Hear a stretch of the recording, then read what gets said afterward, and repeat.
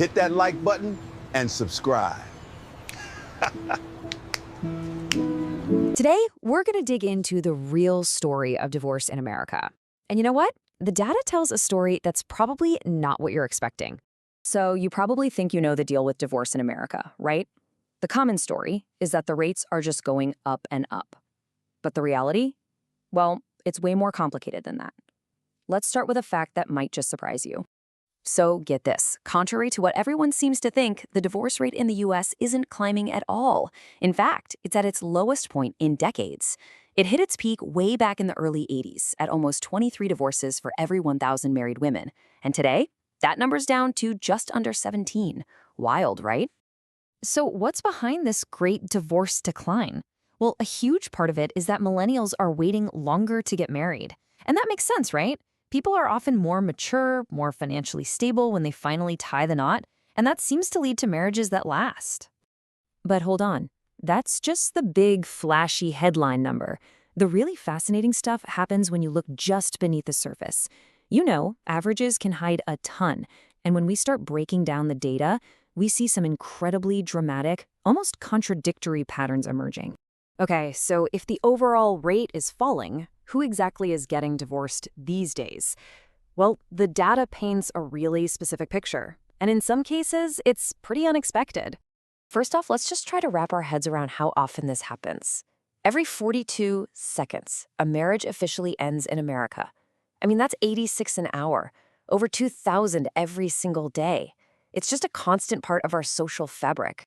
And to really put that into perspective, think about this.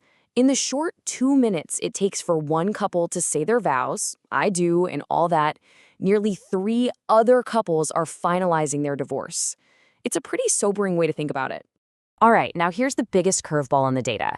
While younger generations are divorcing less, older Americans are doing the complete opposite. The rate for people over 50 has literally doubled in the last 20 years.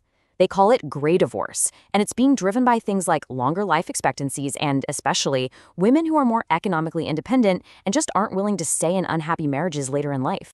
And get this, what you do for a living seems to have a surprisingly strong link to whether you'll get divorced. At the very top of the list, you've got professions like dancers, bartenders, and massage therapists.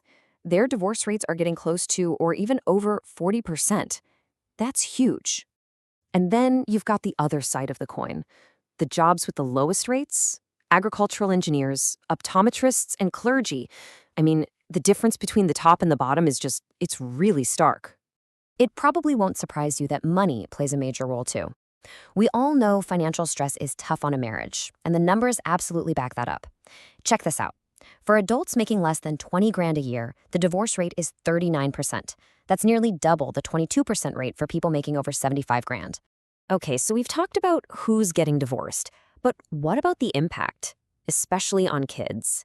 Well, a massive U.S. Census Bureau study, we're talking over 5 million children, gives us the clearest picture we've ever had of the long-term effects. And here's the key takeaway from that study. For a child, divorce isn't just one singular event.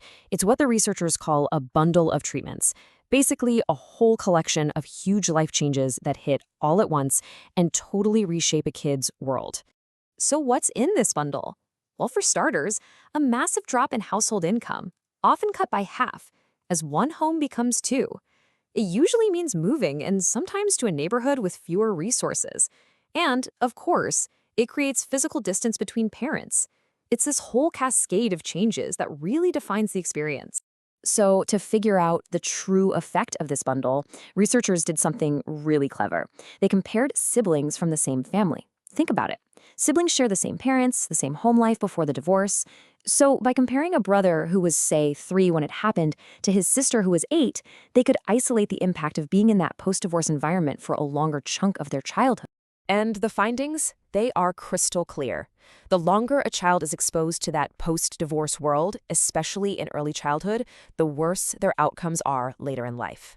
We're talking a 13% drop in their adult income, a staggering 73% jump in teen births, and even higher rates of incarceration and mortality. The data on this is just incredibly consistent and powerful. So, the effects are clear, right? They're profound. But why? what are the actual mechanisms driving these long-term outcomes? Well, the research gives us some pretty clear answers on that too. The researchers were actually able to put numbers on the impact of 3 key parts of that bundle we talked about. First, the drop in family resources, the money. That explains anywhere from 10 to 44% of the negative effects. Second, moving to a lower quality neighborhood. That explains another 16 to 29%. And third, just the physical distance between parents. That accounts for another 15 to 22%. You add it all up, and those 3 things alone explain up to 60% of the total impact. So we're left with this really interesting paradox. The overall divorce rate is going down, right? It's becoming less common. But for the children who do go through it, we now understand its effects more clearly than ever, and they are profound. And that leaves us with a big, important question to think about as our family structures keep changing. Oh, hit the like button and subscribe. And hit that damn bell.